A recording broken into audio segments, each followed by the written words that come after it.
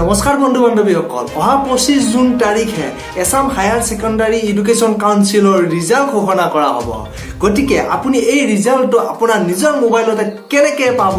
বা কি ৱেবছাইটত পাব বা কোনটো ছফটৱেৰৰ দ্বাৰা অতি সহজতে এই ৰিজাল্ট ল'ব পাৰিব নহলে আপোনাৰ যদি ইন্টাৰনেট ব্যৱস্থা নাই আপুনি আপোনাৰ মোবাইলৰ পৰা SMS যোগে কেনেকৈ ৰিজাল্ট লাভ কৰিব এই সকলোখিনি তথ্য মই এই ভিডিঅ'টোত জনাম গতিকে দেৰি নকৰি বলক ভিডিঅ'টোলৈকে আগবাঢ়ো নে কি কয় বন্ধু বান্ধৱীসকল এই ৰিজাল্টটো আপোনালোকে দুই প্ৰকাৰত ল'ব পাৰিব প্ৰথম প্ৰকাৰটো হৈছে আপোনালোকে এছাম হায়াৰ ছেকেণ্ডাৰী এডুকেশ্যন কাউন্সিলৰ মেইন অফিচিয়েল ৱেবছাইটত গৈ আপুনি এই ৰিজাল্টটো ল'ব পাৰিব আৰু দুই নম্বৰ প্ৰকাৰটো হৈছে এছাম হায়াৰ ছেকেণ্ডাৰী এডুকেশ্যন কাউন্সিলৰ অফিচিয়েল যিটো ছফটৱেৰ আছে সেই ছফটৱেৰটোৰ দ্বাৰা আপুনি ৰিজাল্ট ল'ব পাৰিব আৰু সেই ছফটৱেৰটো আপুনি ক'ৰ পৰা ডাউনলোড কৰিব মই সকলোখিনি কথা জনাই আছো এতিয়া আপোনালোকে দেখা পাইছে যে এইটো যিটো অফিচিয়েল ৱেবছাইট আছে AHSEC এই ৱেবছাইটটোত আপুনি ক্লিক কৰক বা গুগলত সাৰ্চ কৰাৰ পিছত এনেকৈ আহিব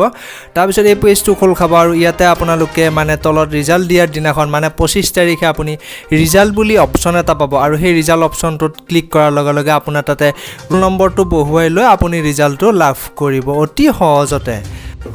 এতিয়া জানো আহক আমি মোবাইলৰ ছফটৱেৰৰ দ্বাৰা কেনেকৈ ৰিজাল্ট লাভ কৰিব পাৰিম আপুনি প্লে ষ্টৰত গৈ ওপৰত সাৰ্চ কৰক AHSEC বুলি আৰু এই ছফটৱেৰটো আপোনালোকে ইনষ্টল কৰি লওক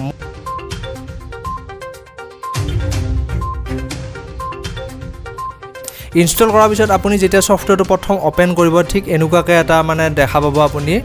ইয়াতে লেখা আছে যে 25 তাৰিখে 9টা বজাত ৰাতিপুৱা এই ৰিজাল্ট ঘোষণা কৰা হ'ব আৰু 25 তাৰিখে 9টা বজাৰ লগে লগে আপুনি ইয়াতে এখন নতুন পেজ দেখা পাব আৰু সেই পেজটোত আপুনি ৰোল আৰু নম্বৰ বহুৱাই আপুনি ৰিজাল্ট লাভ কৰিব পাৰিব আৰু আপুনি SMS যোগে ৰিজাল্ট ল'ব লাগিলে আপুনি মোবাইলৰ মেছেজত গৈ টাইপ কৰক এছাম 12 তাৰপিছত আপোনাৰ ৰোল নাম্বাৰটো বহুৱাই দিয়ক আৰু তাৰপিছত আপুনি 56263 নাম্বাৰটোত মেছেজটো সেন্ড কৰি দিয়ক আৰু আপুনি ৰিজাল্ট পাই যাব যদি ভিডিঅ'টো ভাল লাগিছে তেতিয়াহ'লে এটা লাইক কৰিব আৰু চেনেলটো যদি প্ৰথমবাৰৰ কাৰণে চাই আছে তেতিয়াহ'লে সাবস্ক্ৰাইব কৰিবলৈ নাপাহৰিব